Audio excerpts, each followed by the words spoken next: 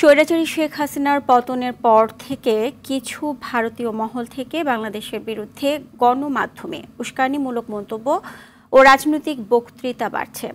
সেখানে এখন ভুল তথ্যে ভরা ইকো চেম্বার রয়েছে, যা ক্রমাগত বাংলাদেশ বিরোধী মনোভাবকে উস্কে দিচ্ছে। আগরতলায় বাংলাদেশি কনস্যুলেটে সর্বশেষ হামলাটি বিভ্রান্তির অস্থিতিশীল প্রভাবকে তুলে ধরে, যা শুধুমাত্র প্রতিবেশীদের মধ্যে বিভেদ সৃষ্টি করে। সামাজিক যোগাযোগ মাধ্যম টুইটার ও ফেসবুকে নিজের অ্যাকাউন্টে বিএনপির ভারপ্রাপ্ত চেয়ারম্যান তারেক রহমান এমন মন্তব্য করেছেন। দেশের বর্তমান পরিস্থিতিতে কোনো উস্কানির শিকার না হয়ে সবাইকে সর্বোচ্চ সংযম থাকার আহ্বান জানান তিনি।